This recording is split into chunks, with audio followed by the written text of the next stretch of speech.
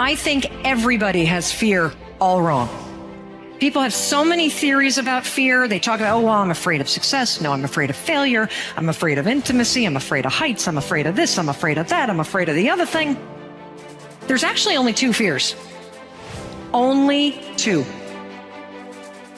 Life is about persuading people. Life is about influencing people.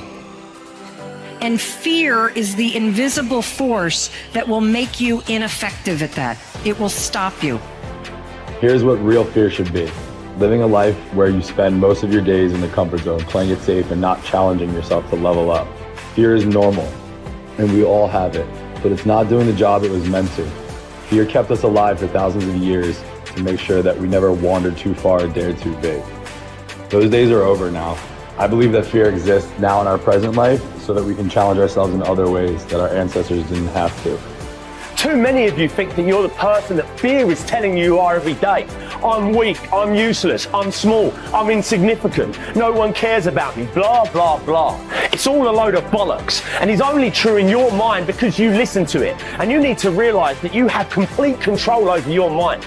You need to start talking back with your own voice, your true voice, and telling fear to fuck off. Because I'll tell you this, fear will control you your whole life as long as you let it. You acknowledge your fears, you embrace those fears, and then you move on. You act on whatever it is that you fear. Because once you embrace it, see, what you resist will persist. What you resist will persist. So one of the most important things is to begin to embrace your fear. If you look upon every step forward as a learning experience, and every setback as a valuable lesson that has been sent to you to make you stronger and better, you will not be afraid to launch in faith into the unknown. Fear must die. Fear will die. The only way you can change is to step right into your fear. You must step right into fear. You must sum up all the courage inside you and do the thing you fear most. Decision's yours and the outcome is yours. It is that simple. It has nothing to do with the outside world. There's no excuses when it comes to happiness. What changed? I changed. And I stopped being a victim. I stopped saying, I've got to wait for good things to happen to me. And I said, I'm going to grind. I'm going to fight. I'm going to work. I'm going to press forward. I'm going to learn. I'm going to do everything in my power. Every single day, I'm going to do everything in my power to become a victor and not a victim. You've got to ask yourself, how long am I going to allow this to hold me back? If you do what other successful people do over and over again, nothing can stop you from eventually enjoying the same rewards that they do. But if you don't do what successful people do, nothing can help you. Success is not an accident. Sadly, failure is not an accident either. You succeed when you do what other successful people do over and over until these behaviors become a habit. Likewise, you fail if you don't do what successful people do. In either case, nature is neutral. Nature does not take sides. Nature doesn't care. What happens to you is simply a matter of law. The law of cause and effect. You can look at yourself as a machine with a default mechanism. Your default mechanism is the almost irresistible attraction of the expediency factor. In the absence of self-discipline, your default mechanism goes off automatically. This is the main cause of underachievement and the failure to realize your true potential. When you are not working deliberately, consciously, and continuously to do, be, and have those things that constitute success for you, your default mechanism is at work. You end up doing those fun, easy, and low-value things in the short term that lead to frustration, financial worries, and failure in the long term. One of the most important requirements for success, once you have decided what it is that you want, is the quality of willingness. Successful people are willing to pay the price, whatever it is and for as long as it takes, until they achieve the results they desire. Everyone wants to be successful. Everyone wants to be healthy, happy, thin, and rich. But most people are not willing to pay the price. Occasionally, they may be willing to pay the price, but they are not willing to pay the whole price. they always hold back. They always have some excuse or rationalization for not disciplining themselves to do everything that they need to do to achieve their goal. How can you tell when you have paid the full price of success? It's simple. Look around you. There it is. You can always tell how much of the price of success you have paid by looking at your current lifestyle and your bank account. By the law of correspondence, your outer world will, like a mirror, always reflect the person you are and the price you have paid on the inside. There are 7 simple steps that you can follow to set and achieve your goals faster. There are more complex and detailed goal-achieving methodologies, but this 7-step method will enable you to accomplish 10 times more than you've ever accomplished before, and you will do so far faster than you can currently imagine. Step 1. Decide exactly what you want. Be specific. If you want to increase your income, decide on a specific amount of money rather than to just make more money. Step 2. Write it down. A goal that is not in writing is like cigarette smoke. It drifts away and disappears. It is vague and insubstantial.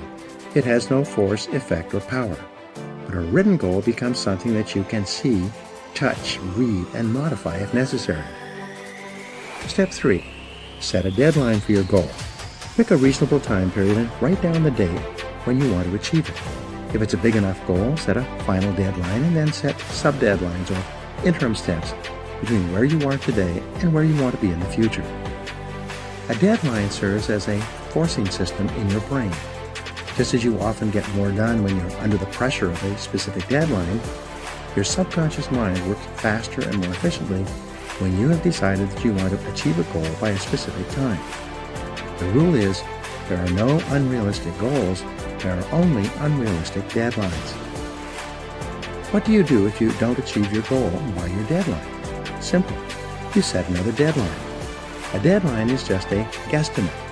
Sometimes you will achieve your goal before the deadline, sometimes at the deadlines, and sometimes after the deadline. When you set your goal, it will be within the context of a certain set of external circumstances. But these circumstances may change, causing you to change your deadline as well. Be flexible. Step number 4, make a list of everything that you could think of that you could possibly do to achieve your goal. As Henry Ford said, the biggest goal can be accomplished if you just break it down into enough small steps. Make a list of the obstacles and difficulties that you will have to overcome, both external and internal, in order to achieve your goal. Make a list of the additional knowledge and skills that you will require in order to achieve your goal. Make a list of the people whose cooperation and support you will require to achieve your goal. Make a list of everything that you can think of that you will have to do, and then add to this list as new tasks and responsibilities occur to you. Keep writing until your list is complete. Step 5. Organize your list by both sequence and priority. A list of activities organized by sequence requires that you decide what you need to do first, what you need to do second, and what you need to do later on. In addition, a list organized by priority enables you to determine what is more important and what is less important. Sometimes sequence and priority are the same, but often they are not. For example, if you want to start a particular kind of business, the first item in order of sequence might be for you to purchase a book or enroll in a course on that business. But what is most important is your ability to develop a business plan based on complete market research that you can use to gather the resources you need and actually start the business you have in mind. Step 6. Take action on your plan immediately. Take the first step, and then the second step and the third step. Get going, get busy, move quickly, don't delay. Remember, procrastination is not only the thief of time, it's the thief of life. The difference between success and failures in life is simply that winners take the first step. They are action-oriented. As they said in Star Trek, they go boldly where no man has ever gone before. Winners are willing to take action with no guarantees of success. Though they're willing to face failure and disappointment, they're always willing to take action as well. Step 7. Do something every day that moves you in the direction of your major goal. This is the key step that will guarantee your success. Do something 7 days a week, 365 days a year. Do anything that moves you at least one step closer to the goal that is most important to you at that time. When you do something every day that moves you in the direction of your goal, you develop momentum. This momentum, this sense of forward motion, motivates, inspires, and energizes you. As you develop momentum, you'll find it increasingly easy to take more steps towards your goal. In no time at all, you will have developed the discipline of setting and achieving your goals. It will soon become easy and automatic. You will soon develop a habit and the discipline of working toward your goals all the time.